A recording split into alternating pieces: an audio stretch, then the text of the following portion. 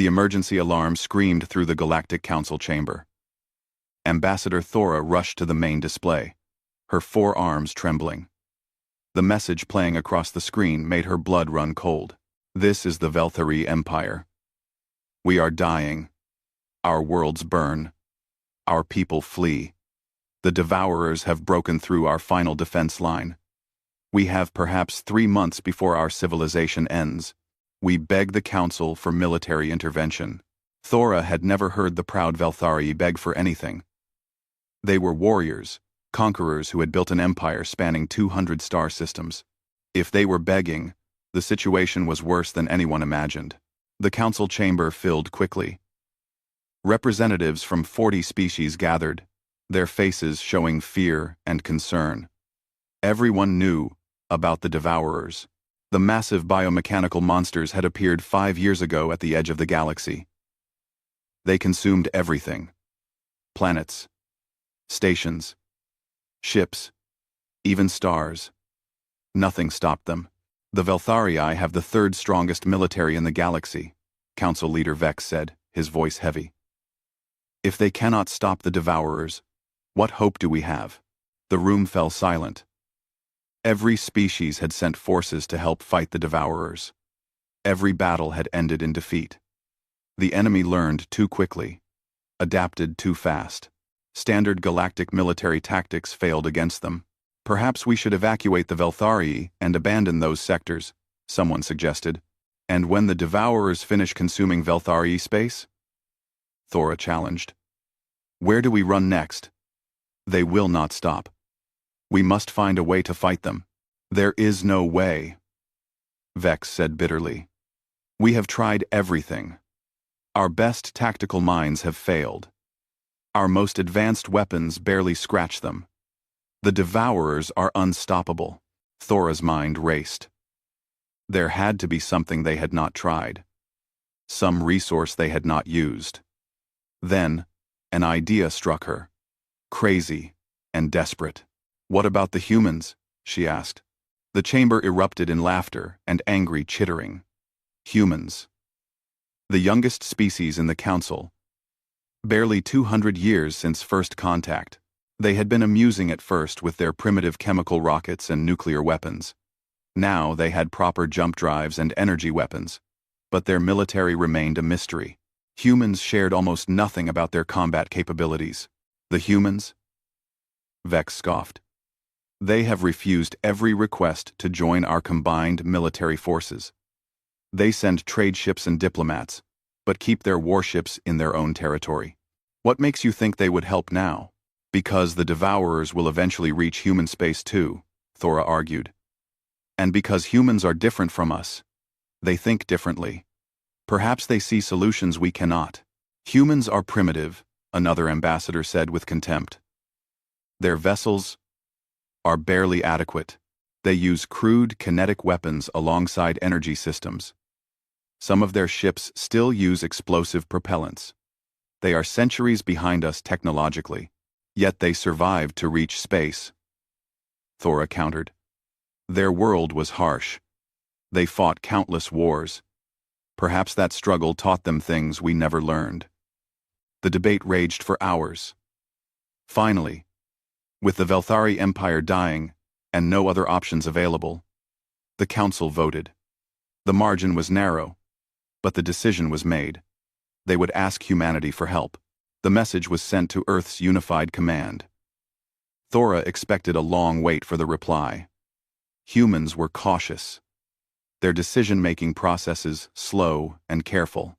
She was surprised when the response came within 6 hours. Admiral Minjun Park appeared on the screen. He was older, his black hair streaked with gray, but his eyes were sharp and clear. He wore a simple dark blue uniform with minimal decoration. Ambassador Thora, Park said, his voice calm. We have reviewed your request and the data on the Devourers. Earth's government has made a decision. Thora felt hope rise in her chest. You will send military aid? We will. Park confirmed. However, we will not be sending our primary fleet. The hope turned to confusion.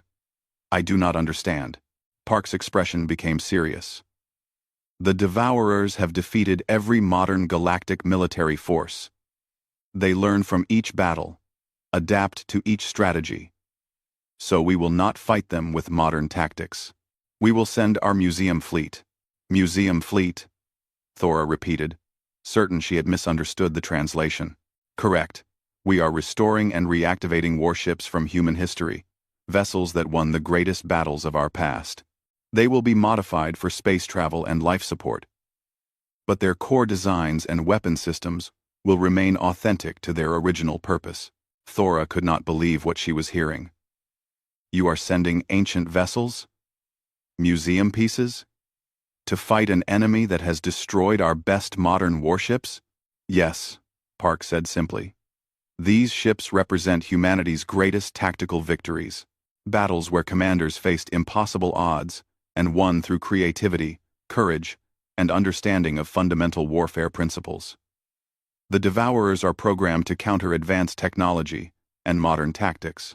They have no experience with the methods humanity used for thousands of years before spaceflight.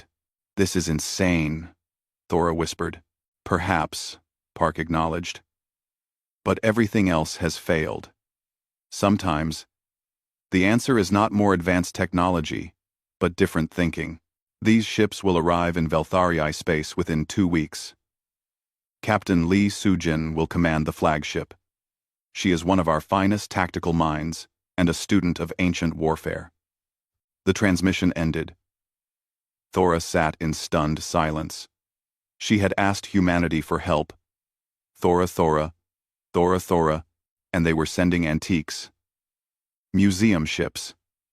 When she reported this to the council, the reaction was explosive. Humans mock us, Vex shouted.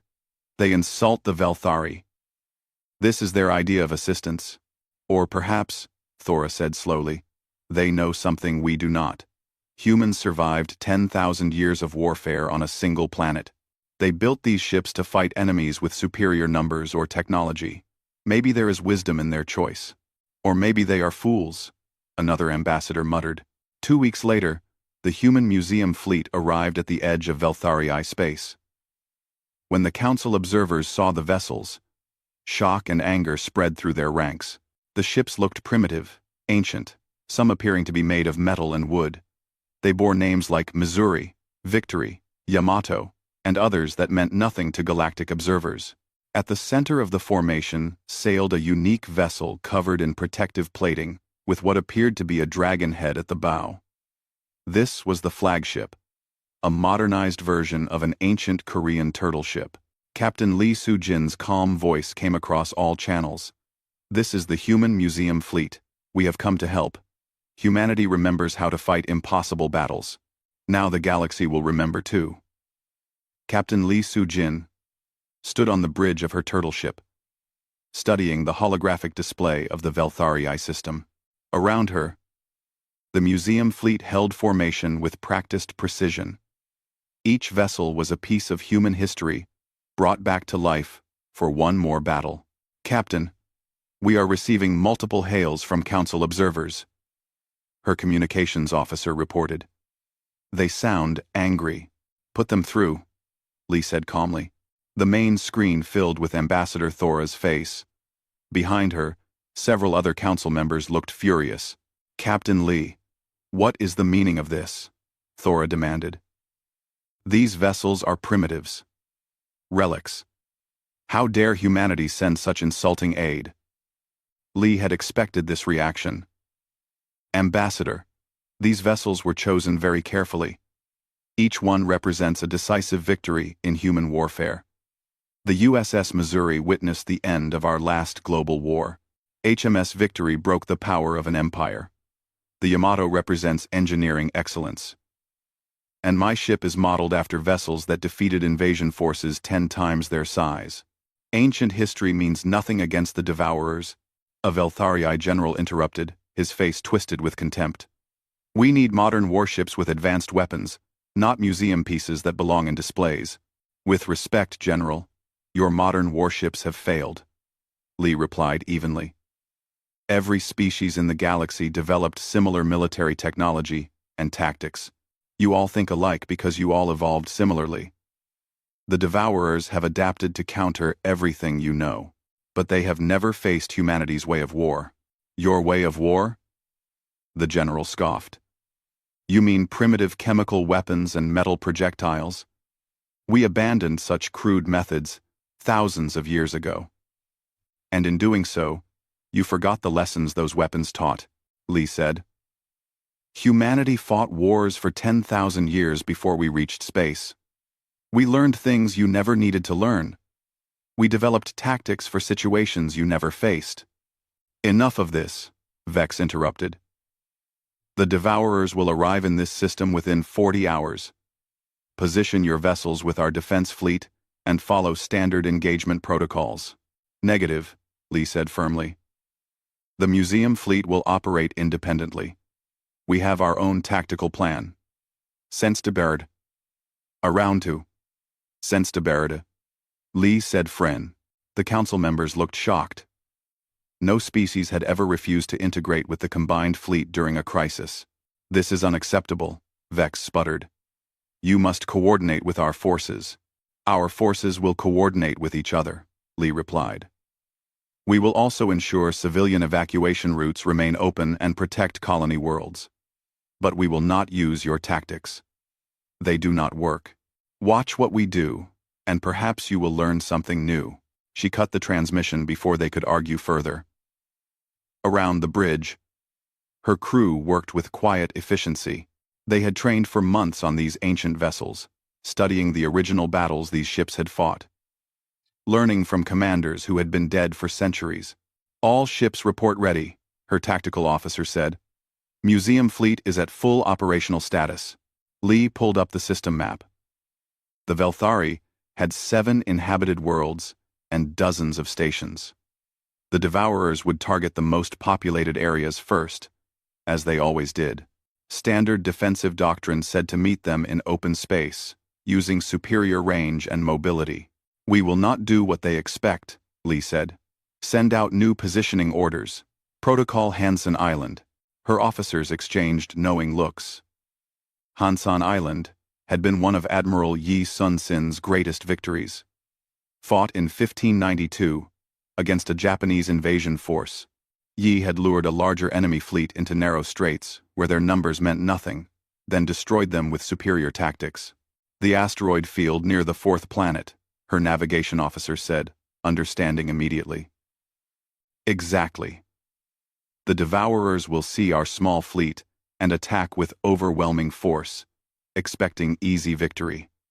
We will draw them into the field, where their numerical advantage is negated. Then we show them how humans fought for centuries when enemies had more ships, better weapons, or superior technology. The museum fleet moved into position over the next 30 hours.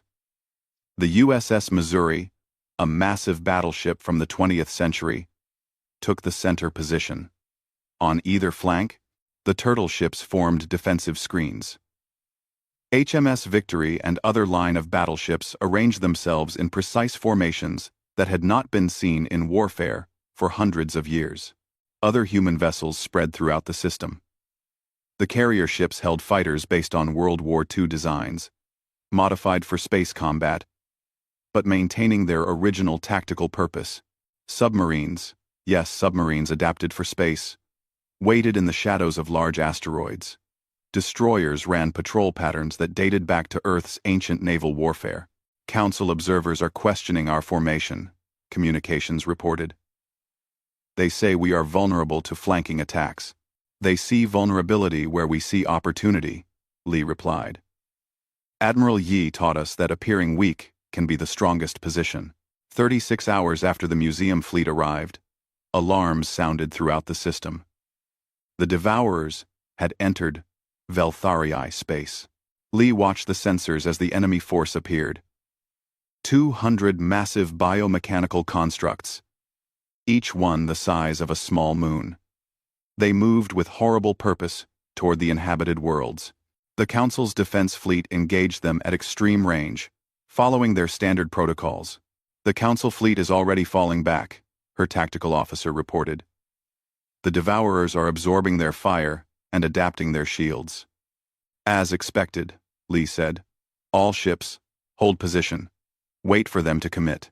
The Devourers pushed through the Council's defense line easily. Their sensors detected the human museum fleet near the fourth planet.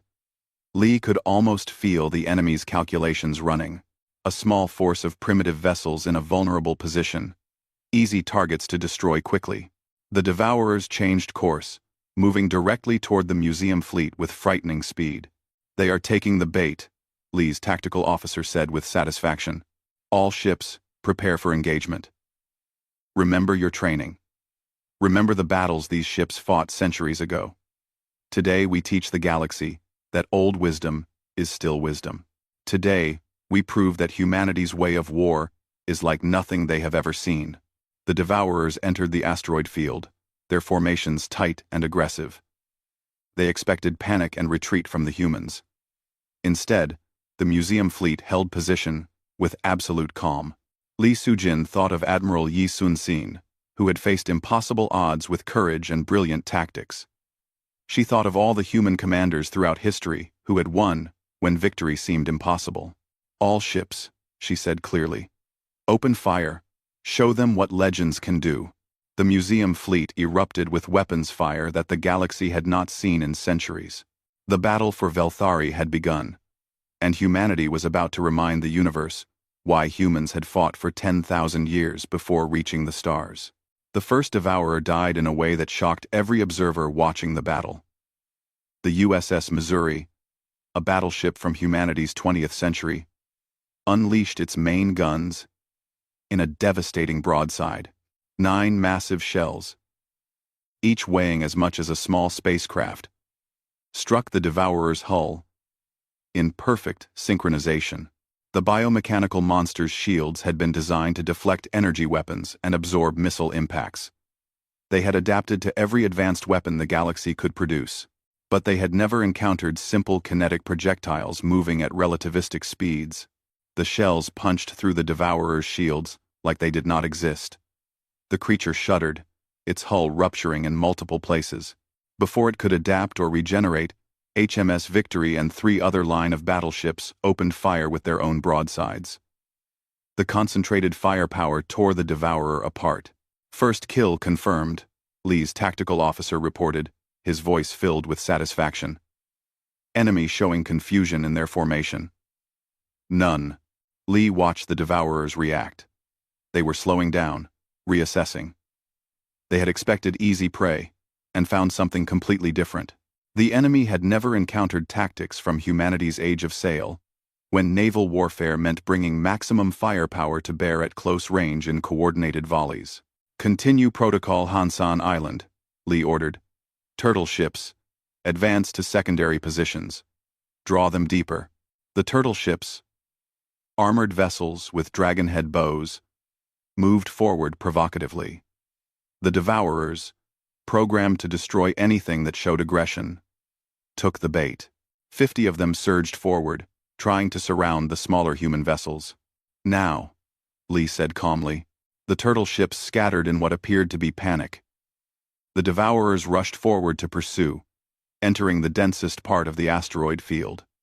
That was when the real trap closed. From concealed positions among the asteroids, human submarines launched torpedoes. Not the advanced seeking missiles the galaxy used, but simple torpedoes running on calculated intercept courses. The Devourer's defensive systems, designed for sophisticated guidance systems, barely reacted to the primitive weapons. The torpedoes struck home. Explosions rippled through the Devourer formation. At the same moment, the turtle ships reversed course and opened fire with their close-range cannons. The protected design of the turtle ships allowed them to absorb enemy fire while unleashing devastating attacks. Just like Admiral Yi, Lee's first officer said with admiration. Lure them in, scatter to draw them forward, then strike from protected positions. The Devourers adapted quickly, as they always did. Their shields began adjusting to kinetic weapons. But the museum fleet was already changing tactics. World War II-era fighters launched from the carrier ships, swarming the Devourers in attack patterns that were hundreds of years old. The small craft moved with wild unpredictability, using maneuvers designed for atmospheric combat. Barrel rolls, split S-turns, scissors maneuvers. The Devourer's targeting systems, built to track spacecraft moving in efficient vectors, struggled to predict the seemingly random movements.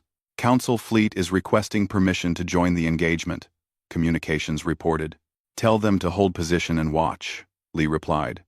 They need to see the full demonstration. The USS Missouri advanced in a maneuver called Crossing the T, a classic naval tactic where a ship positions itself perpendicular to an enemy formation. This allows all guns to fire, while the enemy can only use forward weapons. In space combat, such positioning was considered obsolete because ships could rotate and fire in any direction. But the Missouri did not cross the T with a normal enemy. It crossed the T with Devourers that were focused on the fighter swarms.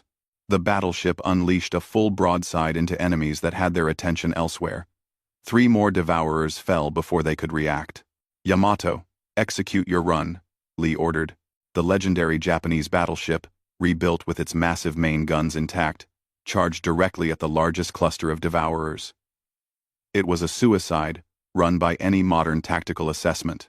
But the Yamato was not following modern tactics. It was following the spirit of its final historical mission, where it had sailed to certain death with honor. Except this time, the mission would not be suicide. The Yamato fired its guns continuously as it advanced, each shell precisely targeted. The Devourers concentrated their fire on this single, bold ship, but the Yamato's engineers had reinforced its armor, using modern materials while keeping the original design. It absorbed damage that would destroy a modern warship. Just as the Devourers closed in for the kill, the Yamato's real purpose became clear. It had drawn the enemy into a tight formation.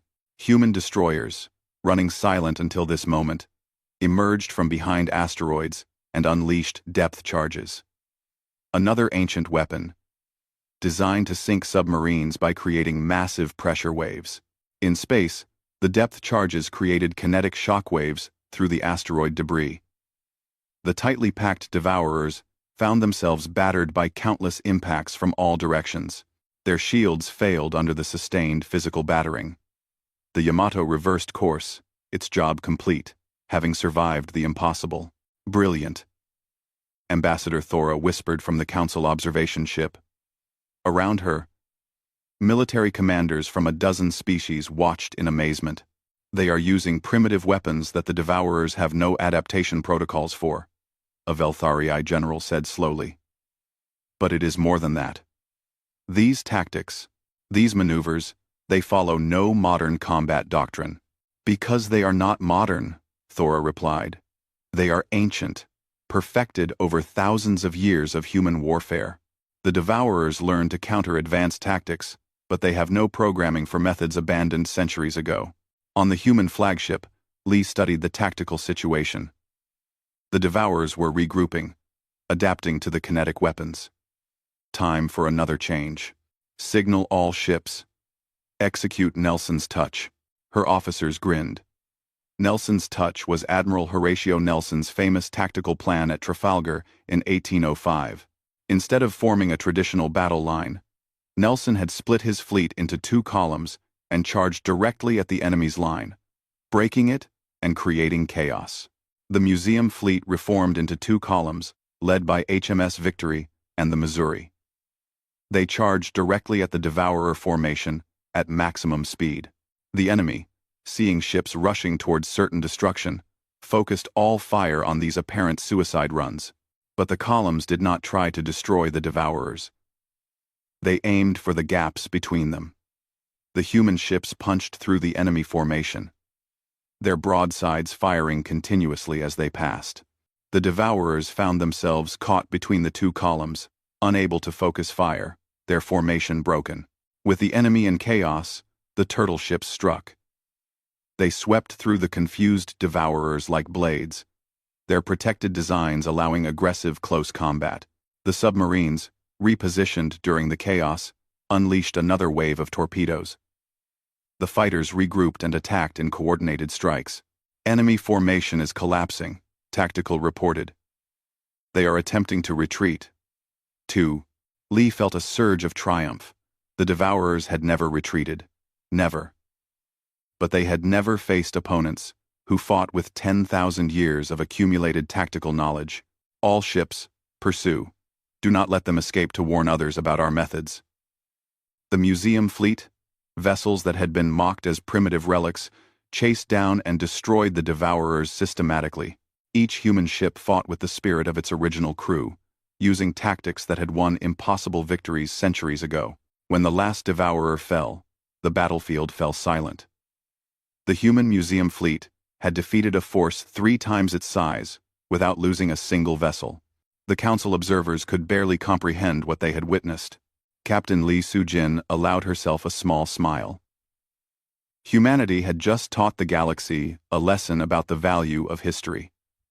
The celebration was brief. Even as the last Devourer fell, new alarms sounded across the Veltharii system. Captain, sensors are detecting another wave, the tactical officer announced, his voice tight. 300 Devourers, approaching from multiple vectors. They are targeting the civilian colony on the 3rd planet. Lee's heart sank. The museum fleet had fought brilliantly, but they had taken damage. Several ships needed repairs. Ammunition was running low on the kinetic weapons. And now they faced a force even larger than before. How long until they reach the colony? She asked. 90 minutes. The evacuation transports will not finish loading civilians in time. Lee looked at the tactical display. The colony held 2 million Veltharii civilians, including young and elderly. If the Devourers reached the surface, everyone would die. All ships. Report status, she commanded. The reports came in quickly. The Missouri had sustained damage to 2 of its main gun turrets. The Yamato's armor was breached in 3 places. Several turtle ships were running on backup power, but every ship remained operational. Every crew stood ready. Admiral Park is requesting a status report, communications said. Lee connected to Earth Command. Admiral Minjun Park's face appeared, his expression grave. Captain Lee, we are seeing the new wave on long-range sensors. You cannot engage that many enemies with damaged ships. We must, Admiral. The civilians cannot evacuate. In time. V. Park was quiet for a moment. I am ordering the USS Arizona to your position. She is the closest reinforcement. Lee felt her chest tighten. The Arizona was another museum fleet vessel, but it carried special significance. The original Arizona had been destroyed at Pearl Harbor in 1941, taking most of its crew with it. The ship had become a memorial, a reminder of sacrifice. To send it into another desperate battle felt like tempting fate. Understood, Admiral. We will hold until Arizona arrives. Captain, Park said softly. Come home. All of you. Humanity will honor your sacrifice, whatever happens. With respect, Admiral, we did not come here to be honored. We came here to fight, just like the crews who served on these ships centuries ago. The transmission ended. Lee turned to her crew. And we must protect 2 million civilians who cannot defend themselves. These are impossible odds.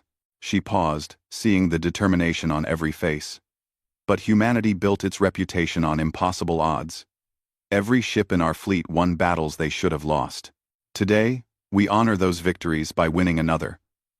Sound general quarters. All ships prepare for engagement. For Earth. For the Veltharii. For everyone who cannot fight. The museum fleet moved to intercept the Devourers. The turtle ships formed the front line, their heavy armor making them the best choice to absorb the initial assault. Behind them, the battleships prepared their remaining ammunition for maximum impact.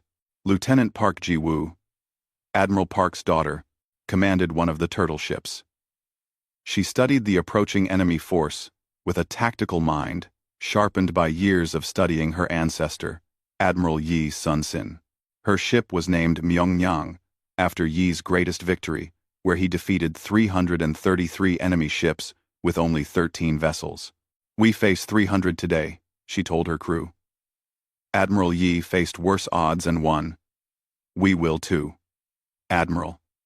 The Devourers struck with overwhelming force. They had learned from the previous battle. Their formations were looser, their targeting more random. They concentrated fire on single ships, trying to destroy the humans through focused attacks. The turtle ships held the line with desperate courage. Their shields failed quickly under the sustained bombardment. Their hulls, protected by modern armor over ancient designs, absorbed damage that would destroy lesser vessels. But even they had limits. Myungyang's shields are down, Tactical reported. Hull breaches on decks 3 and 5. Tell Lieutenant Park to fall back, Lee ordered. She is refusing, Captain. She says her position protects the civilian transports. Lee watched the tactical display helplessly. Jiwoo's ship was taking terrible damage. But she was right. If Myungyang retreated, the Devourers would have a clear path to the evacuation ships. The Missouri and Yamato pushed forward, their remaining guns firing continuously. HMS Victory led the line of battleships in a classic defensive formation, each ship supporting the others. But there were simply too many enemies.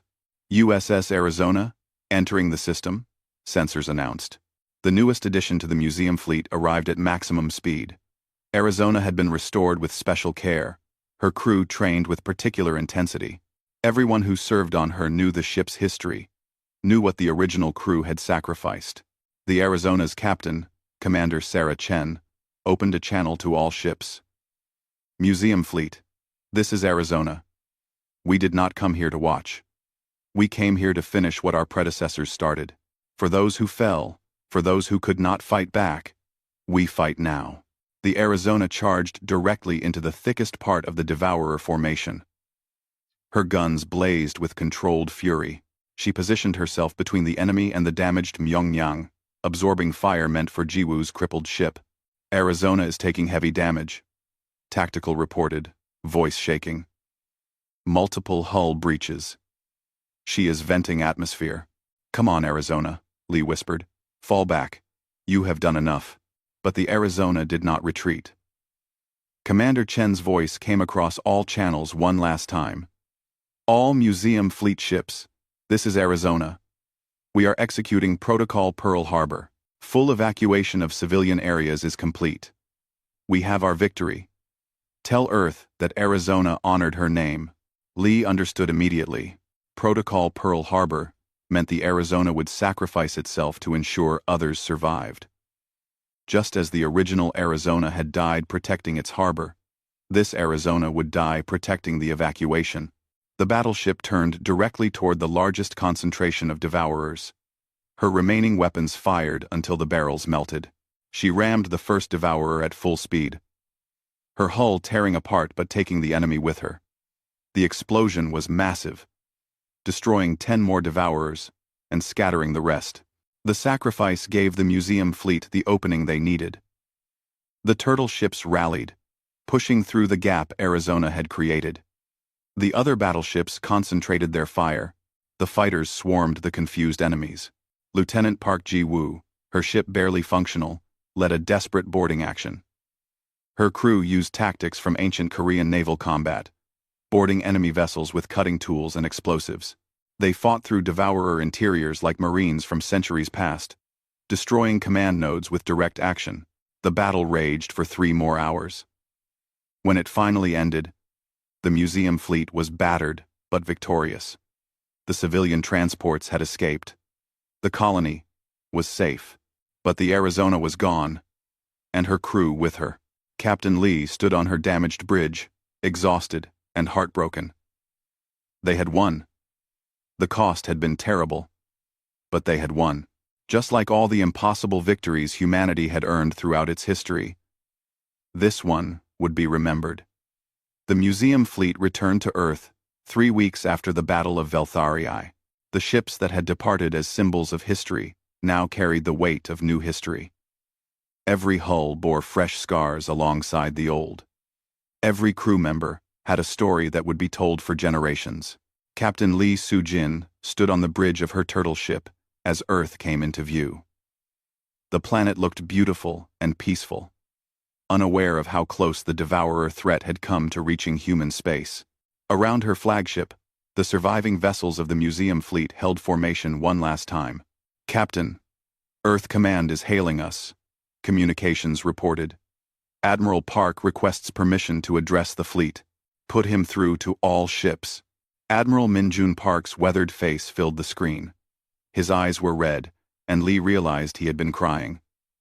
She understood why. His daughter, Ji-woo, had survived. But barely. And the Arizona, the ship he had personally ordered into battle, was gone. "Museum fleet," Park said, his voice thick with emotion. "You were mocked when you departed. Aliens laughed at your ships, called them primitive and useless. Today, the entire galaxy knows the truth. You faced impossible odds and won. You saved millions of lives. You proved that humanity's greatest weapons are not our newest technologies, but our oldest wisdom." He paused, gathering himself. Commander Sarah Chen and the crew of the USS Arizona gave their lives so others could live. They honored the sacrifice of the original Arizona and created a new legend that will never be forgotten. When we restore the Arizona again, it will carry the names of both crews, both sacrifices, both victories. Lee felt tears on her own cheeks. Around the bridge, her crew stood at attention, honoring their fallen comrades. "Museum fleet, you are cleared for landing. Welcome home. Earth is proud of you." The ships descended through the atmosphere in staggered formation. Millions of people had gathered at the landing sites to watch. News services from across Earth and dozens of alien worlds broadcast the arrival. At the main spaceport, Lee emerged from her turtle ship to find a massive crowd waiting. But something was different. The people were silent, respectful. This was not a celebration, but a remembrance. Admiral Park waited at the bottom of the ramp. He saluted formally, and Lee returned it. Then the old admiral did something unexpected. He bowed deeply, a traditional Korean gesture of profound respect. "Thank you," he said simply, "for bringing my daughter home, for honoring the ships, for showing the galaxy what humanity truly is." "Your daughter is a hero," Lee replied. "She fought like Admiral Yi himself. The Veltharai owe their civilization to her courage, and the courage of Lieutenant Park's boarding team, Osamtang." "And Commander Chen?" Park asked quietly. "She died as she lived, protecting others. The Arizona's sacrifice saved 2 million civilians and turned the battle. Without her, we would have failed." Park nodded slowly. "Then, we will make sure both her sacrifice and her ship are never forgotten. Come, the memorial service is prepared." The ceremony was held at the museum fleet's main base. All the ships were present, even those still undergoing repairs. The Arizona's anchor, recovered from the debris field, had been brought to Earth and placed at the center of a new memorial. Representatives from the Galactic Council attended, including Ambassador Thora and the Veltharii leaders. They stood quietly among the humans, finally understanding the significance of these ancient vessels. Captain Lee addressed the gathering. "These ships were built centuries ago by people who never imagined their creations would fight among the stars. But they built them with the same purpose that guided us in battle: to protect the innocent, to stand against overwhelming odds, to prove that courage and wisdom can defeat any enemy." She gestured to the assembled fleet. "The USS Missouri, HMS Victory, the Yamato, the turtle ships, and all the others in our fleet were not chosen because they were the most advanced vessels. They were chosen because they represented humanity's greatest tactical victories, battles where commanders faced impossible situations and won through creativity, courage, and refusal to surrender. The Arizona proved this one more time. Commander Chen and her crew knew they faced certain death. They went anyway, because that is what heroes do. That is what humanity does when others need protection. Ambassador Thora stepped forward to speak. "I came to Earth to apologize," she said, her voice carrying across the silent crowd. "The Council mocked your museum fleet. We called these ships primitive, called humanity foolish. We were wrong. You taught us that progress is not about abandoning the past but learning from it." A Veltharii general, the same one who had insulted the museum fleet before the battle, approached. He removed his rank insignia and placed them at the Arizona's memorial. "I said your ships belonged in museums," he said quietly. "I was right, but not in the way I thought. They belong in museums as reminders of what true warriors accomplish, as proof that honor and courage transcend time and technology. The Veltharii Empire owes its existence to these legendary vessels and their legendary crews." Over the following months, the impact of the museum fleet's victory spread throughout the galaxy. The Galactic Council formally requested that human military advisors train their forces in historical tactics. Universities across dozens of worlds began studying Earth's military history, amazed by the tactical innovations humanity had developed. The ships themselves were restored to full operational status. The Arizona was rebuilt with a dual memorial, honoring both the Pearl Harbor crew and the Battle of Veltharii crew. Volunteers flooded the recruitment offices, all wanting to serve on the legendary vessels. Lieutenant Park Ji-woo recovered from her injuries and was promoted to captain of her own turtle ship.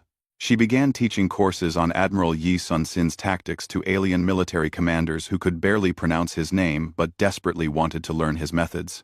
Captain Lee Soo-jing was offered promotion to admiral and command of Earth's modern fleet. She declined. Her place was with the museum fleet, with the ships that had proven that humanity's past was its greatest strength. On the first anniversary of the Battle of Veltharii, representatives from 40 species came to Earth for a memorial ceremony. They walked through museums that displayed thousands of years of human warfare, finally understanding what they were seeing. These were not just weapons and ships. They were lessons. Victories earned through blood and sacrifice that had created tactical knowledge unlike anything else in the galaxy. The museum fleet remained on active duty, ready to deploy if the Devourers or any other threat emerged. But more importantly, they became teachers. Each ship hosted officers from other species, showing them how humans had fought for millennia before reaching space. Admiral Park stood with Captain Lee watching students from a dozen species touring the turtle ships. "They finally understand," Park said. "Humanity's strength is not that we are better or more advanced.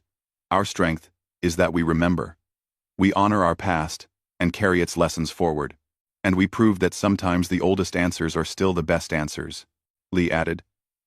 The galaxy spent centuries developing advanced technology.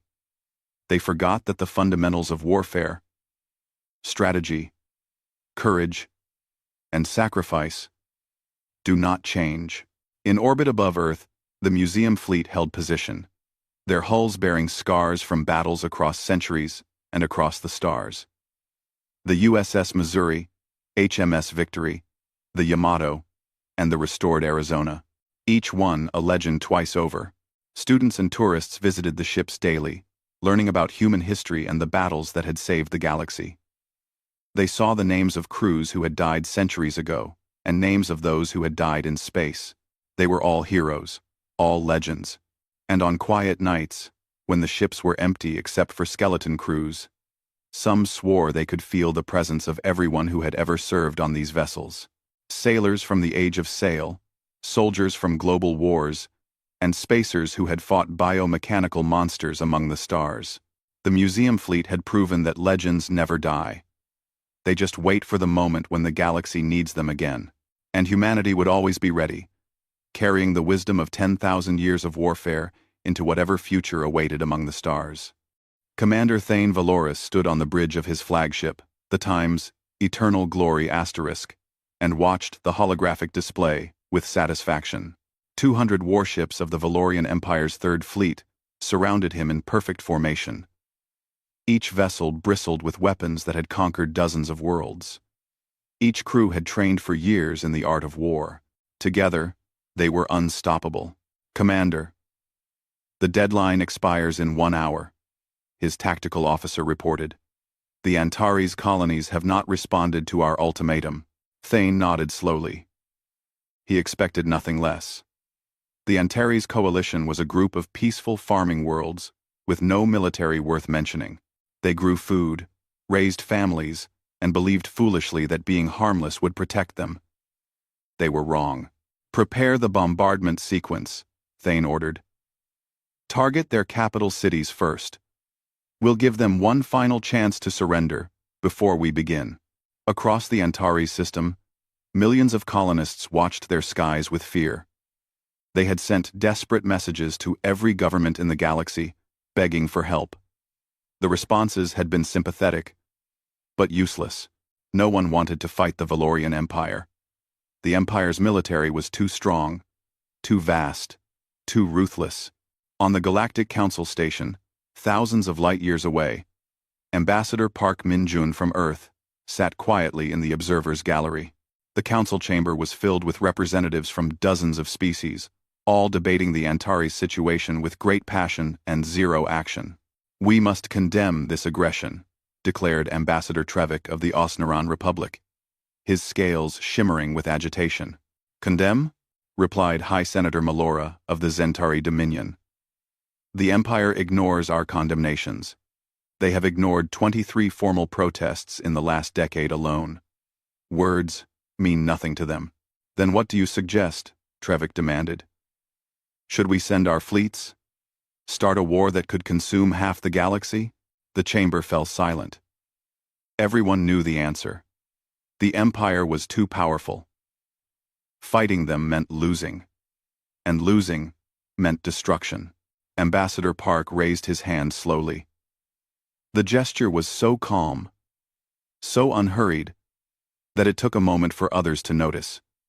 When the council chair recognized him, Park stood with quiet dignity. "Earth has heard the Antares colony's request for assistance," he said in a steady voice. "We are considering our options." Several ambassadors actually laughed.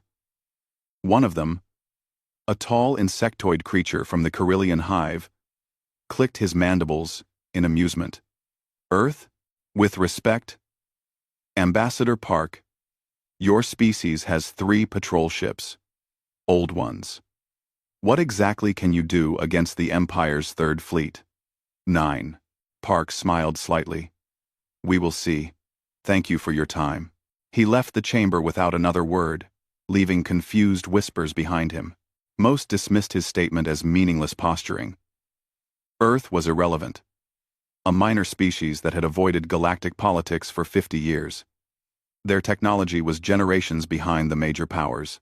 Their military was practically non-existent. The Empire's intelligence agreed. Commander Thane had personally reviewed the reports on Earth before this mission. The planet was peaceful, isolated, and weak. Their scientists were competent, but not exceptional. Their industries were modest. They posed no threat to anyone. 15 minutes to bombardment, the tactical officer announced. Thane walked to the forward viewport and gazed at the nearest Antares colony world. From orbit, it looked beautiful. Green continents, blue oceans, white clouds. In 15 minutes, those cities would be burning. Their government would surrender, and another world would join the Empire. It was all so predictable, so routine. On the colony world below, Kim Seo-jun held his daughter tight. He had moved his family to Antares 5 years ago, seeking a peaceful life away from the crowded inner systems. Now he watched the sky and prayed for a miracle that wouldn't come. "Daddy, are the bad ships going to hurt us?" his daughter asked. "I don't know, sweetheart," he whispered. "I don't know." 10 minutes to bombardment. The Empire's sensor operators monitored their screens with boredom. Nothing unusual. No incoming ships. No unexpected signals. The system was quiet, except for the desperate civilian broadcasts, still pleading for help. 5 minutes to bombardment. Thane returned to his command chair and prepared to give the order. He felt no pleasure in what was about to happen, but he felt no guilt either. This was the Empire's way. The strong ruled, and the weak submitted or suffered. It had always been thus. "Commander!" The sensor operator's voice suddenly cracked with alarm. Spatial distortion detected at grid 77 Alpha. Massive energy signature. Thane's eyes snapped to the holographic display. At the edge of the system, space itself seemed to be twisting. The distortion grew larger, more intense, creating sensor readings that made no sense. "What is that?" Thane demanded. "Unknown, sir. The energy output is... it's off the scale. Something's coming through." Every bridge crew member on every ship in the Third Fleet watched their screens as the impossible happened. The spatial distortion ripped open like a wound in reality, and through it came a ship. No, not just a ship. A Titan. 5 kilometers long, the vessel emerged from faster-than-light travel with impossible grace. Its hull was a dark metallic gray that seemed to absorb light rather than reflect it. Thousands of weapon ports lined its surface. Massive hangar bays gaped open along its flanks. Energy fields shimmered around it, creating rainbow patterns in the vacuum of space. The Empire's sensors struggled to analyze it. The ship's power output exceeded anything in their database. Its shield strength was beyond measurement. Its design incorporated technologies that shouldn't exist. "Sir, we're receiving a transmission," the communications officer said, his voice shaking slightly. "Put it through," Thane ordered. A woman's face appeared on the main screen. She looked human, with sharp features and dark eyes that held no fear. She wore a uniform that Thane didn't recognize, with rank insignia that meant nothing to him.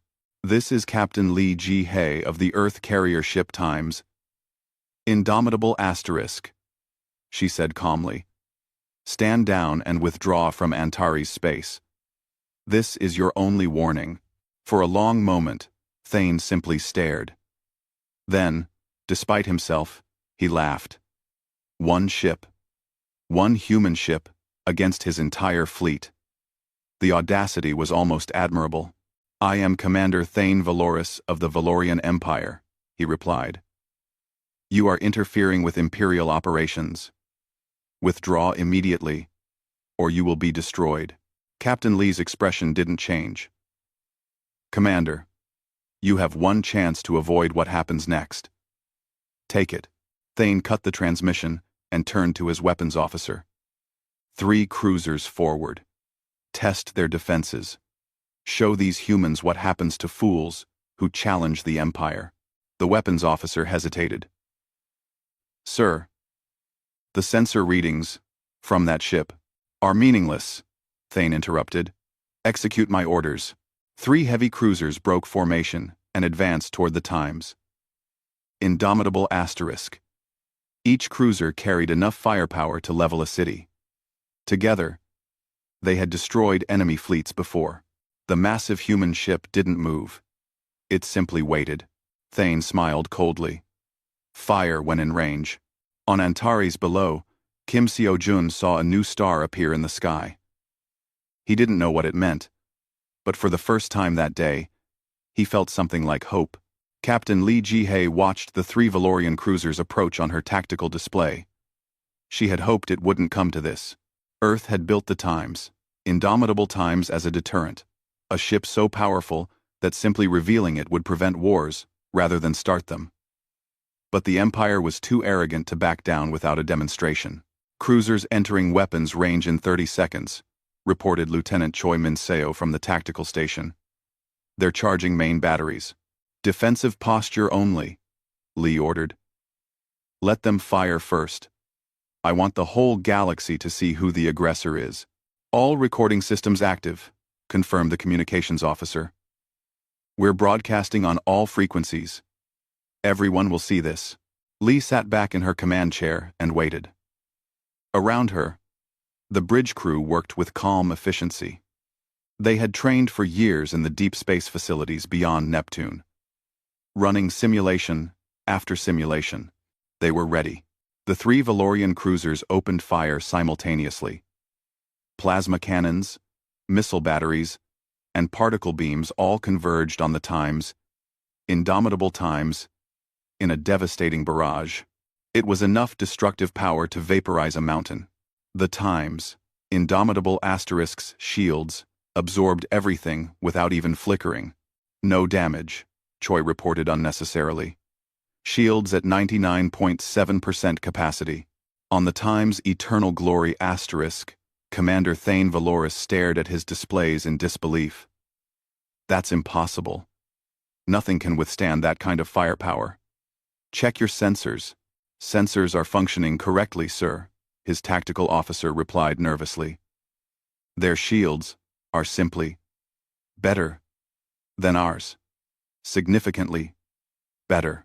Thane's jaw tightened. All three cruisers. Continuous fire. Overwhelmed their defenses. The cruisers poured everything they had into the Times' Indomitable Asterisk. The space between the ships lit up with weapon discharges. Energy readings spiked off the charts. Any normal vessel would have been destroyed in seconds. The Times, Indomitable Times, just sat there, absorbing it all like a stone in a river. Captain? Choi asked quietly. Lee nodded once. Respond. Disable only. Minimum force necessary. What happened next would be analyzed by military academies across the galaxy for generations. The Times, Indomitable Times, moved. Despite its enormous size, the supercarrier accelerated like a fighter craft. It was there. Then it was here. Then it was there again. Moving with impossible speed and precision. The Valorian cruisers tried to track it, but their targeting systems couldn't keep up. Then the Times' Indomitable Asterisk's weapons fired. Not the massive main batteries, just the point defense systems. Needle-thin beams of coherent energy lanced out with surgical precision. Each beam hit exactly one target, the engine cores of the three cruisers. In less than 3 seconds, all three Valorian cruisers went dark. Their engines failed. Their power systems shut down. Their crews found themselves floating helplessly in space, completely alive but utterly defeated. Direct hits on all targets, Choi reported. Their engines are destroyed, but life support and emergency systems are intact. No casualties detected. Commander Thane couldn't believe what he was seeing. 3 of his best ships, disabled in seconds, not destroyed. Asterisk, disabled. Asterisk. The precision required for that was beyond anything he'd thought possible. Sir, recommend we withdraw, his tactical officer said urgently. If one ship can do that, silence. Thane roared. He was not going to retreat. He could not retreat. The Empire did not lose to inferior species, and humans were definitely inferior. This had to be a trick. Some kind of deception. All ships, attack formation Beta 7. We'll surround them and concentrate fire. 200 ships against 1. The numbers favor us. But even as he gave the order, Thane felt doubt creeping in. That ship had moved in ways that violated known physics. Its weapons had shown pinpoint accuracy at extreme range. Its shields had made a mockery of the Empire's best weapons. What had Earth built? The Times' Indomitable Asterisk sensors detected the fleet-wide repositioning immediately. Lee studied the tactical display and sighed. They're not backing down. Lee steadied a. Your orders, Captain? Her first officer asked. Lee had spent 3 years in command of the Times' Indomitable Asterisk. She had been chosen not just for her tactical brilliance, but for her judgment. Earth's leaders had been clear. This ship represented humanity's future. How it was used in its first engagement would define Earth's relationship with the galaxy for decades to come. Launch fighters, she ordered. Show them what coordinated warfare actually looks like. The Times' Indomitable Asterisk's hangar bays opened. From the darkness within, hundreds of small craft emerged. They were sleek, fast, and controlled by AI systems that could react in microseconds. But they weren't autonomous.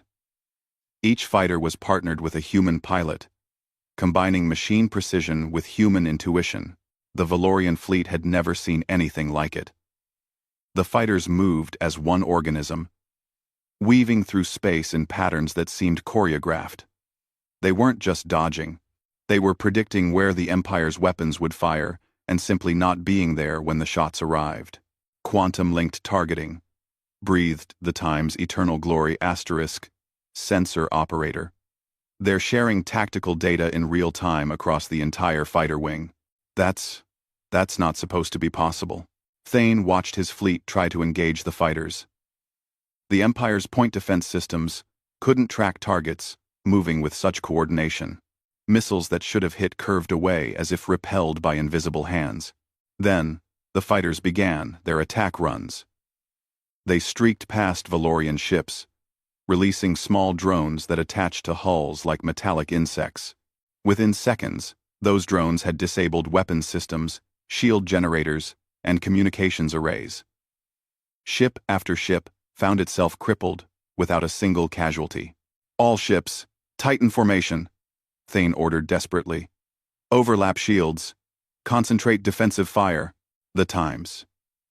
Indomitable Times responded by demonstrating another technological advantage.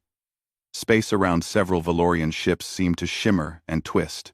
Suddenly, those ships found their missiles curving away from their targets, spiraling off into empty space. Gravity manipulation, someone whispered on the Times Eternal Glory * bridge. They're bending space itself. Lee watched the battle unfold with mixed feelings. She was proud of her crew, proud of what Earth had accomplished, but she also knew that every disabled ship represented hundreds of lives, disrupted, careers ended, families worried. The Empire's crews were just following orders, doing what they'd been trained to do. Tactical status report, she requested. 137 enemy vessels disabled, Choi reported. 63 remaining active. Enemy casualties remain minimal. We've successfully avoided hitting any life support systems. Choi. Commander Thane sat frozen in his command chair. In less than 8 minutes, 2/3 of his fleet had been neutralized. Not destroyed.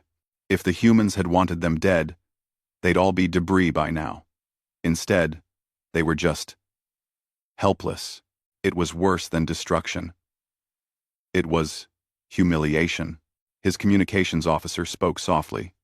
Sir, Captain Lee is hailing us again. Thane wanted to refuse. He wanted to keep fighting. But he was also a realist. His fleet was beaten. Continuing would just mean more disabled ships and wounded pride. Put her through, he said quietly. Captain Lee's face appeared on screen again. She didn't look triumphant. She looked tired. Commander Valoris, this demonstration is concluded, she said. Your remaining ships are outmatched. Your disabled vessels are unharmed. Your crews are safe. I'm asking you one final time. Withdraw from Antares space. Why? Thane asked, genuinely confused. Why not just destroy us? You clearly have the capability. Lee met his eyes through the screen. Because we're not the Empire, Commander. We don't believe might makes right. We believe might creates responsibility. You came here to hurt innocent people. We came here to stop you. The fight is over. Your choice now is whether you leave with dignity or we disable the rest of your fleet. Thane looked around his bridge. His crew stared at him, waiting. 200 ships. The pride of the Empire. Beaten by one human vessel in 8 minutes. The galaxy would never forget this day. Stand down, he ordered finally. On Antares below, Kim Seo-jun watched the sky and saw the Empire's ships beginning to move away. His daughter tugged his sleeve. Daddy, are we safe now? He picked her up and held her close, tears streaming down his face. Yes, sweetheart. We're safe. Someone helped us. The news spread across the galaxy faster than light itself. Within hours, every government, every military command, every news network had the footage. The Battle of Antares, as it was already being called, played on a billion screens. One ship, 8 minutes. 200 Valorian warships disabled with minimal casualties. In the Galactic Council chambers, the emergency session had been going for 3 hours. Ambassadors shouted over each other, demanding answers. making accusations, proposing wild theories. Only Ambassador Park Min-jun sat quietly, saying nothing. "This is an act of war," declared the Zentari High Senator. "Earth has revealed a military capability that threatens the entire galactic balance of power." "They saved innocent lives," countered Ambassador Trevik. "Or have you forgotten that the Empire was about to commit genocide?" "That's not the point." Another voice joined the chaos. "The point is, they've been lying to us for 50 years. What else are they hiding?" Park finally stood. The room gradually fell silent as he walked to the speaking platform. He moved with the same unhurried calm he always showed, as if nothing unusual had happened. "Earth has not lied," he said simply. "We have remained silent. There is a difference." "You let us believe you were weak," someone shouted. "We never claimed to be weak," Park replied. "You assumed we were weak because we chose peace. We chose to build rather than conquer. We chose to watch and learn rather than fight and dominate. These were conscious choices, not signs of weakness." "How many ships like the Time's indomitable Times does Earth have?" demanded the Zentari senator. Park smiled slightly. "That is a very good question. I think Earth will answer it when we feel the time is right." The room erupted in protests, but Park simply returned to his seat. Across the galaxy, military intelligence agencies worked frantically to reassess everything they knew about Earth. Analysts pulled 50 years of data, looking for clues they had missed. What they found astonished them. Earth had been almost invisible on the galactic stage. They traded minimally. They attended diplomatic functions but never voted on important issues. They built a few standard patrol ships, but nothing impressive. They seemed content to be ignored. But now, looking closer, patterns emerged. Earth had quietly purchased massive amounts of rare minerals through intermediaries. They had established deep space monitoring stations throughout their system, far beyond what seemed necessary. Their scientific publications were modest but showed unusual theoretical breakthroughs in physics and materials science. Most tellingly, the asteroid belt in their solar system had been extensively mined. Millions of tons of resources had been extracted and gone somewhere. No one had thought to ask, where? Now they knew. The resources had gone into building the Times, indomitable Times, and possibly more ships like it, in secret construction facilities hidden in the outer solar system, where no one bothered to look. Commander Kale Soren of the Antares Coalition arrived at the Times' indomitable Times on a small shuttle.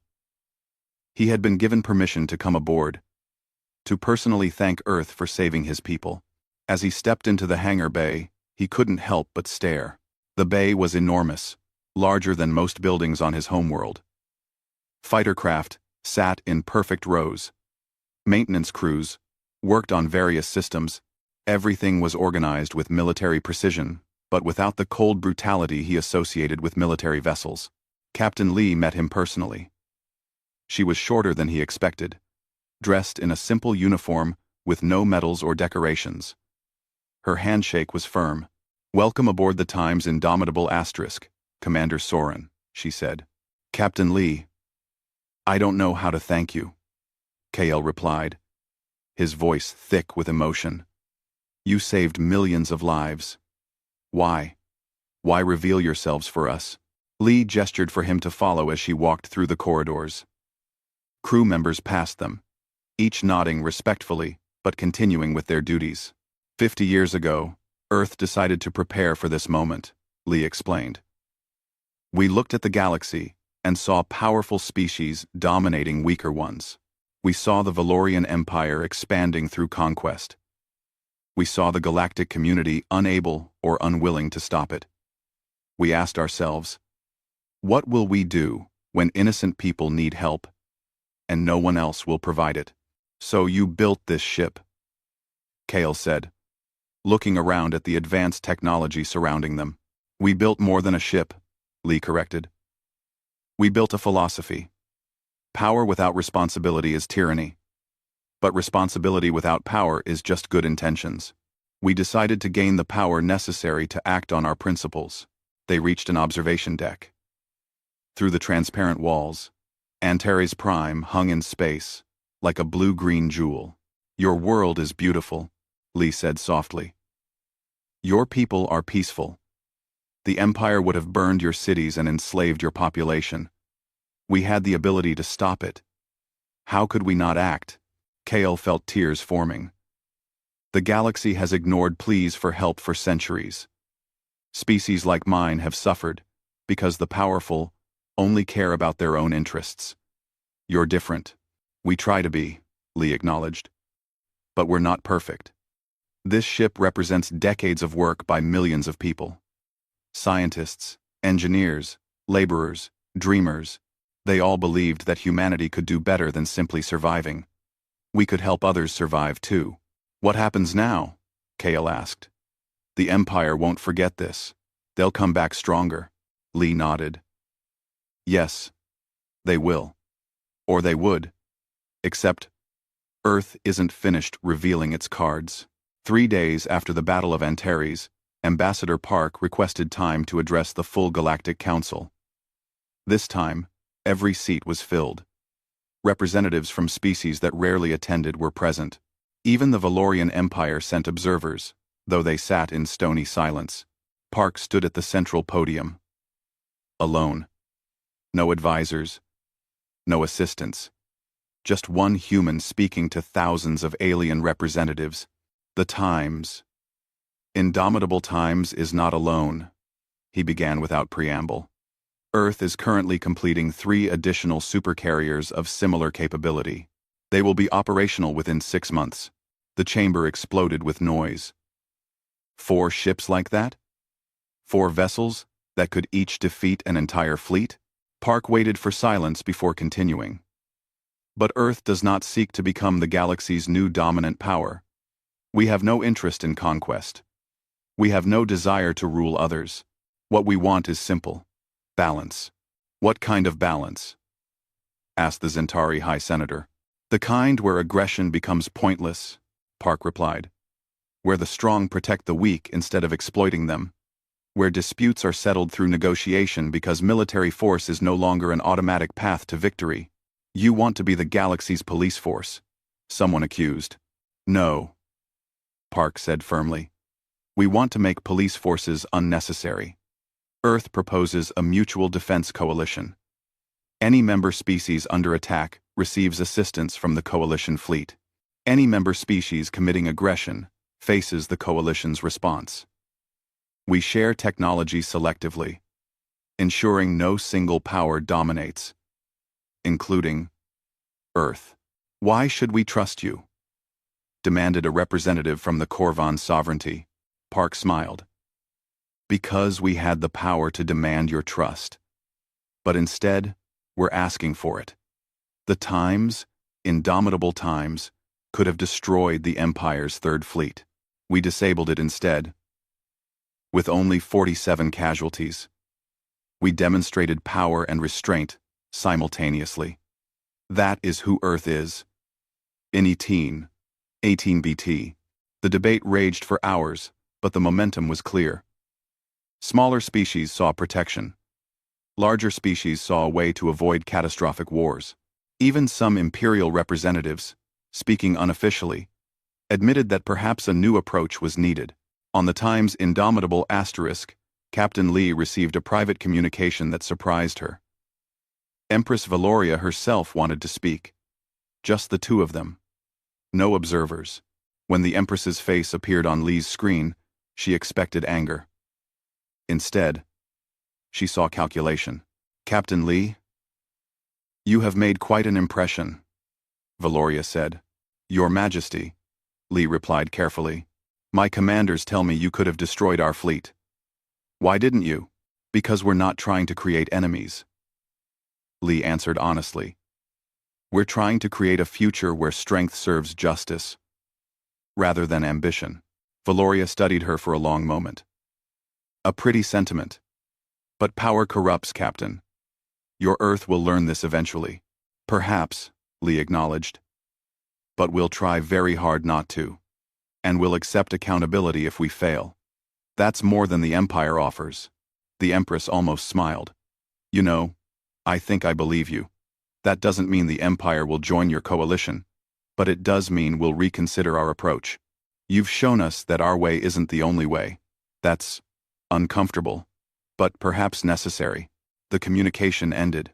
Lee sat back and looked out at the stars. The galaxy was changing, and Earth had changed it. Commander Thane Valoris stood before the Imperial War Council and felt their cold judgment like a physical weight. The council chamber on the Empire's capital world was designed to intimidate, with tall pillars and harsh lighting that cast accusatory shadows. You lost 200 ships to one enemy vessel, Supreme Marshal Karn stated flatly. Explain. The Earth vessel possessed technology far beyond our projections, Thane replied, keeping his voice steady despite the humiliation. Their shields, weapons, and propulsion systems appear to be generations ahead of our own. I made the tactical decision that further combat would only result in the complete destruction of the Third Fleet. So you surrendered, another council member said with disgust. I preserved Imperial lives and assets. Thane corrected. The humans could have killed everyone.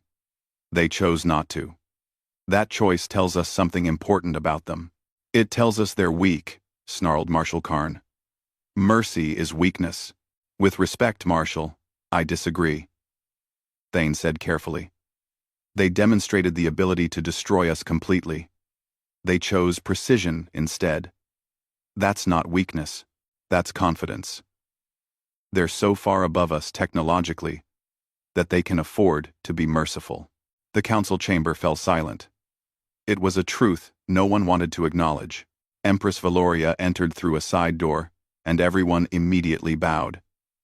She was younger than Thane had expected, but her eyes held the hardness of someone who had clawed her way to power. Rise, she commanded.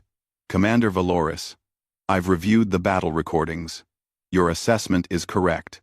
We are outmatched. Your Majesty, surely we can develop countermeasures, Marshal Karn protested. In how much time? Valoria asked coldly. The humans spent 50 years developing this technology in secret. Do we have 50 years? No. Earth announced 3 more supercarriers under construction. In 6 months, they'll have 4 ships that can each defeat any fleet we send. Then what do you propose? Someone asked. Valoria looked around the council. We adapt.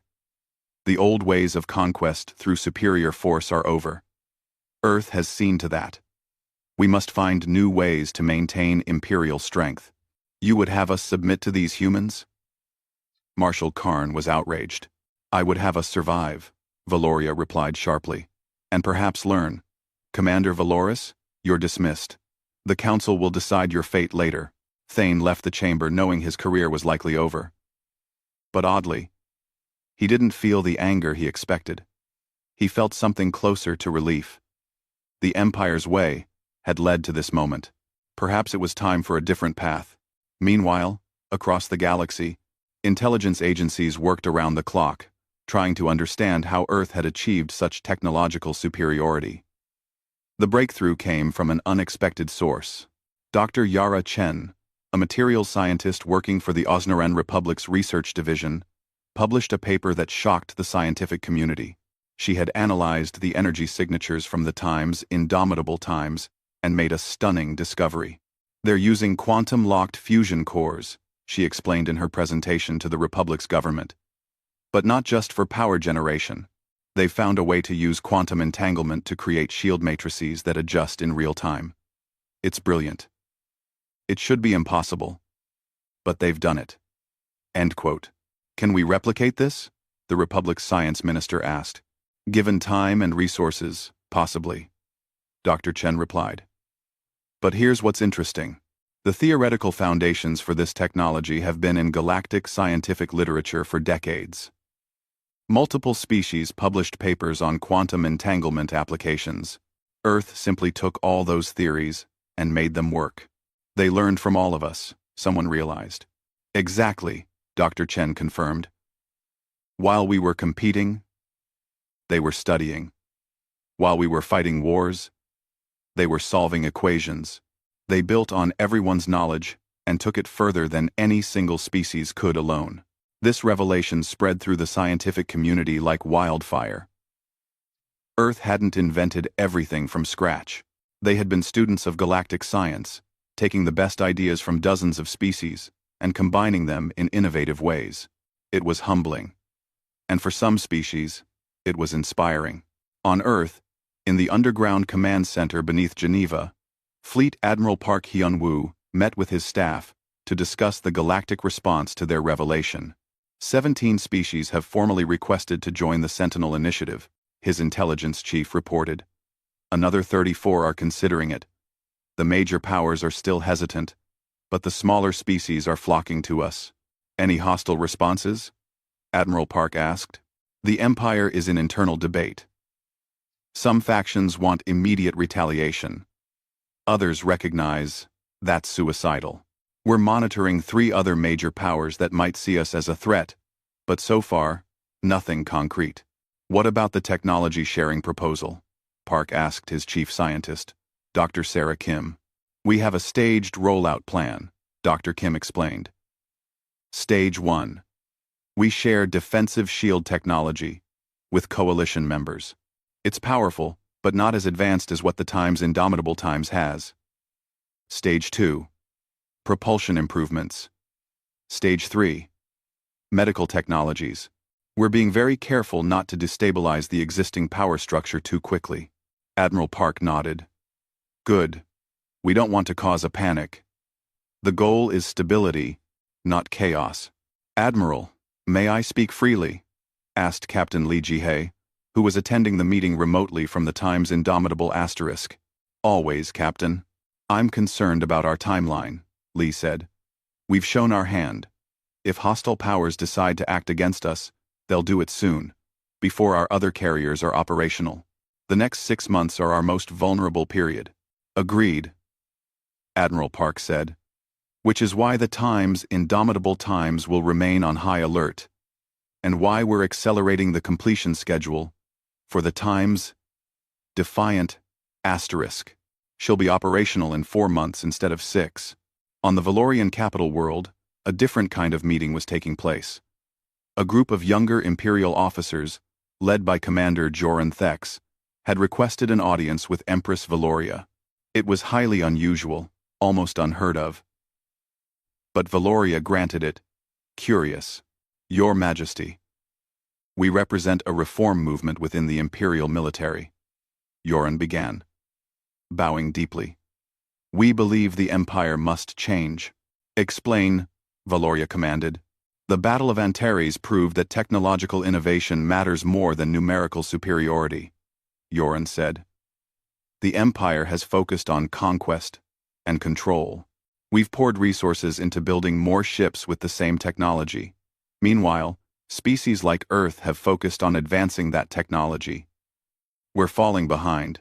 You want increased research funding, Valoria guessed. More than that, Your Majesty. We want a complete restructuring of imperial priorities. Instead of expanding through conquest, expand through innovation. Instead of ruling through fear, rule through offering value. The Earth humans have shown that strength combined with restraint creates more influence than strength combined with cruelty. Marshal Karn, who was present, looked ready to explode. You would abandon centuries of imperial tradition. I would preserve the Empire, Joran replied firmly. Because if we don't adapt, we'll become irrelevant. Earth's Sentinel Initiative will grow. Species will join them for protection. We can either join that future or be left behind. Valoria studied the young commander for a long moment. She saw in him something she recognized. Ambition tempered by wisdom. He wasn't proposing surrender. He was proposing evolution. Your proposal has merit, she said finally. But change cannot come quickly. The Empire has momentum. Redirect that momentum slowly, carefully. Can you do this? Yes, Your Majesty, Joran replied. Then you have my authorization to form a research division focused on technological advancement. Report directly to me. And Commander Joran, be careful. The old guard will see you, as a threat. "I understand, Your Majesty." Back on the Times' indomitable asterisk, Captain Lee received a message that made her smile. It was from Kim Seo-jun on Antares Prime, the father who had held his daughter during the crisis. He had sent a simple video. In it, his daughter stood in their garden, holding a drawing. It showed a large ship in space with a sun behind it. The ship had, "Thank you, Earth," written across it in a child's handwriting. "My daughter wanted you to have this," Kim's voice said in the video. "She says you're a hero." "I agree. Thank you for giving us our future back." Lee saved the message carefully. This was why Earth had built the Times' indomitable asterisk. Not for glory or power, but for moments like this. For the chance to help people who couldn't help themselves. Lieutenant Choi entered the captain's ready room. "Captain, we just received word from Earth. The Times, Defiant Times, completed its first full-power test run. All systems nominal. She'll be ready ahead of schedule." "Good," Lee said. "The galaxy needs to see we're serious about this." "Do you think it'll work?" Choi asked. "The Sentinel Initiative? The Coalition? All of it?" Lee looked out at the stars. "I think we have to try. The alternative is letting the strong prey on the weak forever. Humanity became strong. Now we have a choice about what we do with that strength. And we choose to protect," Choi said. "We choose to protect," Lee agreed. "Even if it costs us. Especially if it costs us. That's what makes us different." 6 months after the Battle of Antares, the galaxy had changed in ways both visible and subtle. The Sentinel Initiative now included 23 member species, with more joining every week. The second Earth supercarrier, the Times' Defiant Asterisk, had become operational ahead of schedule and now patrolled the galactic core regions. But the real changes were harder to see. They happened in government chambers, research laboratories, and military academies across thousands of worlds. Captain Lee Ji-hae stood in the Times' indomitable Asterisk's conference room with representatives from 8 different species. They were planning joint training exercises, something that would have been unthinkable 6 months ago. "The Osnaran fleet wants to integrate our shield technology with their existing ships," Commander Trevik explained, his scales now showing a healthy blue-green of contentment rather than stress. "Dr. Chen believes she can create hybrid systems that work with our power cores." "Earth approves," Lee replied. "We'll assign technical advisors to assist. Remember, the goal is making everyone more capable, not creating dependence on human technology. A very different philosophy from the Empire," noted Ambassador Yaris of the Carolean Hive. "They would have kept such technology to themselves." "The Empire is learning too," Lee said diplomatically. "Slowly, but learning." It was true. The Valorian Empire hadn't joined the Sentinel Initiative, but they hadn't opposed it either. Commander Joran Thex's reform movement had gained momentum, especially among younger officers who had seen the Battle of Antares footage.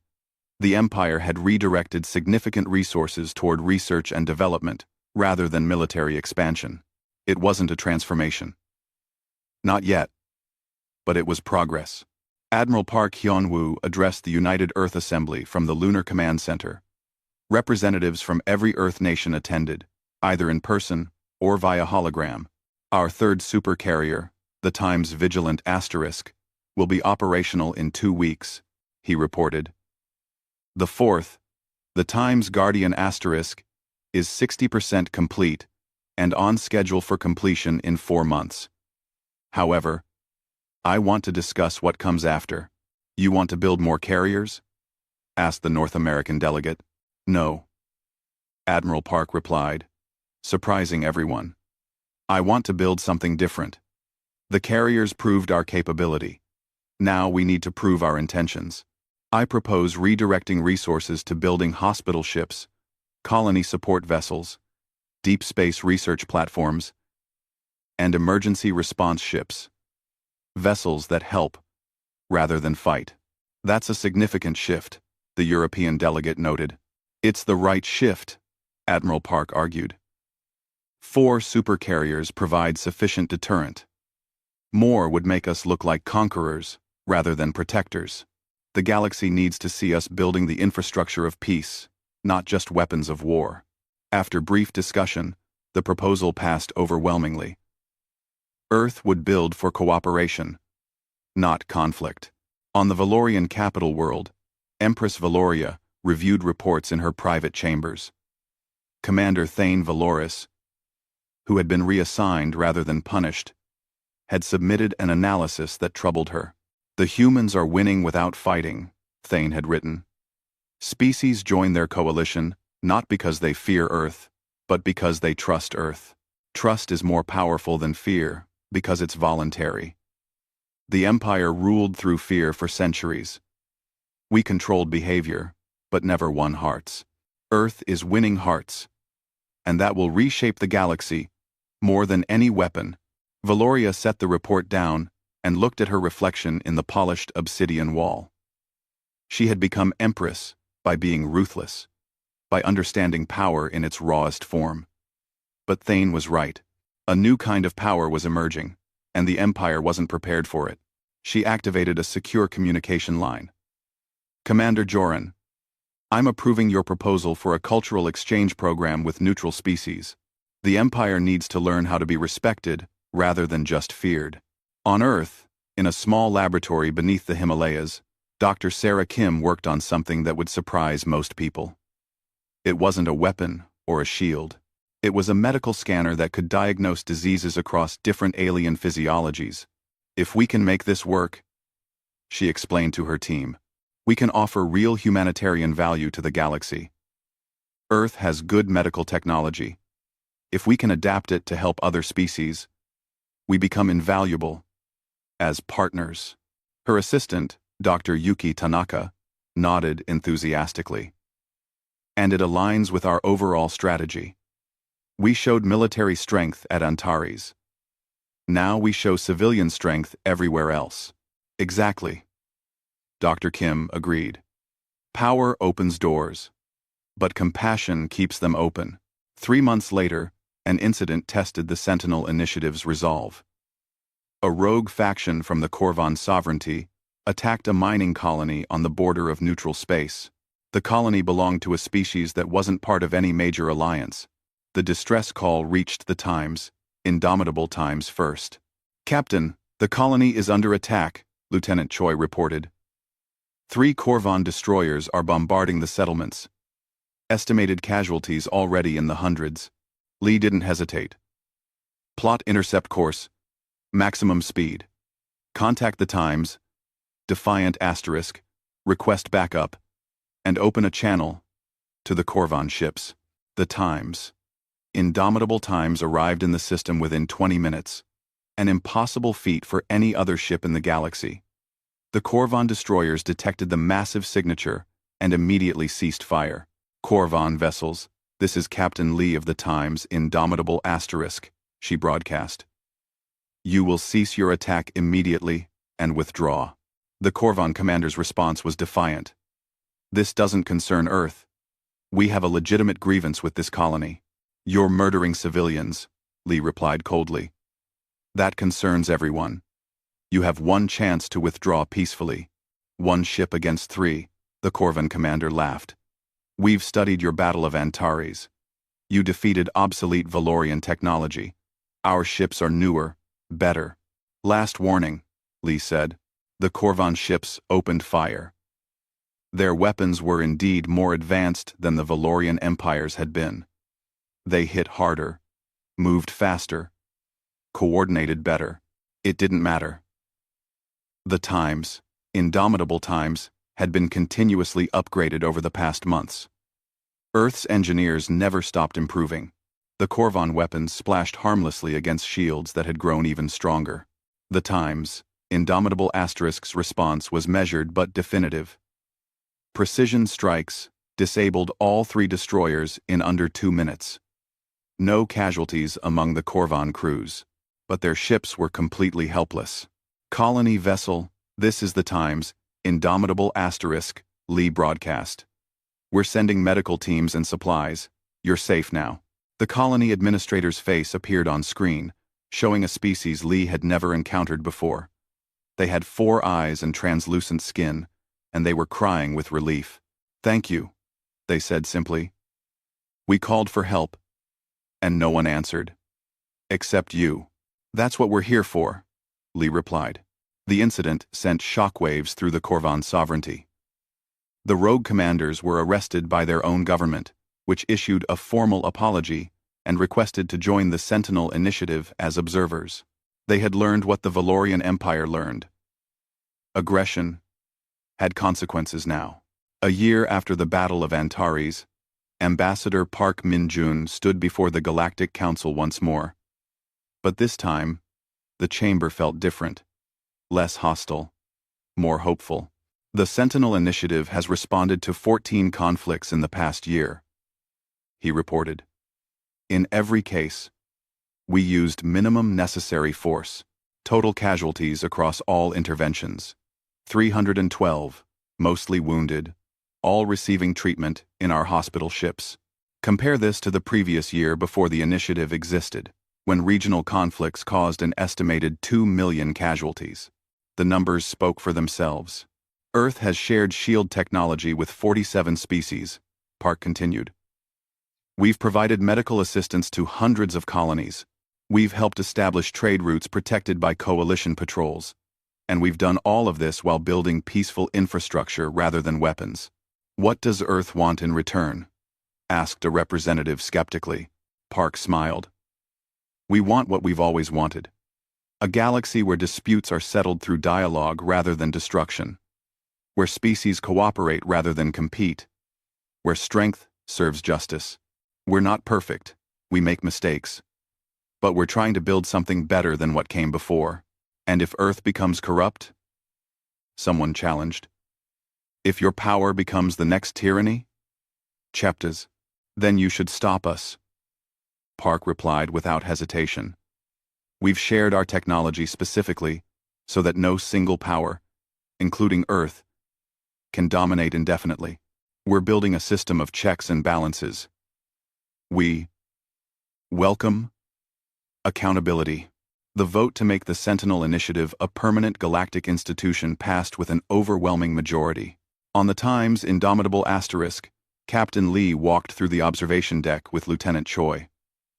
Outside, stars shimmered against the darkness of space. Somewhere out there. The Times, defiant asterisk, vigilant asterisk, and nearly complete times, Guardian times, patrolled their assigned sectors. "Do you think we've succeeded?" Choi asked. Lee considered the question. "We've started something. Whether it succeeds long-term depends on everyone. Not just Earth. We shocked the galaxy into reconsidering how power should be used. Now comes the harder work of maintaining that new perspective." "You don't sound entirely optimistic," Choi observed. "I'm realistic," Lee replied.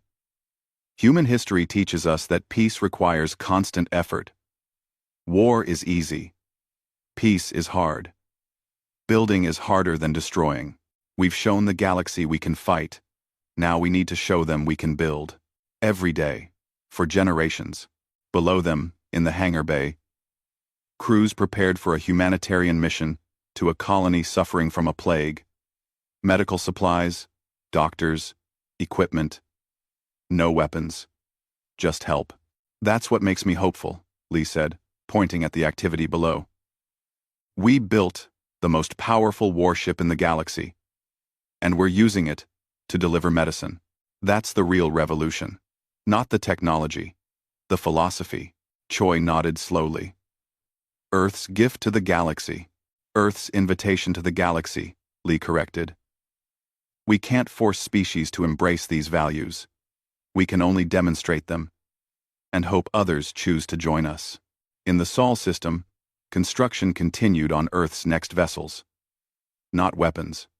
A massive hospital ship called the Times Mercy Asterisk. A colony support vessel, named Times Hope Asterisk. A deep space research platform, dubbed Times Discovery Asterisk. Each one incorporating the same advanced technology as the supercarriers, but designed for creation rather than destruction. The galaxy watched and learned. Some species built similar vessels. Others focused on improving their own infrastructure. Trade increased. Conflicts decreased. It wasn't perfect. Violence still occurred. But the direction was clear. On Antares Prime, Kim Seo-jun and his daughter planted a tree in their garden. It was from Earth, a gift sent by Captain Lee's crew. The tree was called a cherry tree, and it would bloom with beautiful flowers every spring. "Daddy, when I grow up, I want to work on a ship like the Time's indomitable Asterisk," his daughter said. "To fight?" Kim asked. "No," she replied. "To help people." Kim smiled and held her close. "That's a wonderful dream." Then, the tree took root in alien soil and began to grow. Above it, stars shined down, and somewhere among them, Earth's ships maintained their watch. Not conquering, not dominating, just protecting, helping, building. The galaxy had changed in seconds when the Time's indomitable Times revealed itself. But the real change, the lasting change, came slowly through choices made every day. Choices about what to build, how to use power, whom to help. Captain Lee had been right. The fight was the easy part. Everything after was harder, but also more important. The galaxy was learning that strength and compassion weren't opposites. They were partners, and Earth, the species that everyone had dismissed as weak and irrelevant, had taught them that lesson. Not through words, but through actions. Not through conquest, but through protection. The supercarrier Times. Indomitable Times had shocked the galaxy in seconds.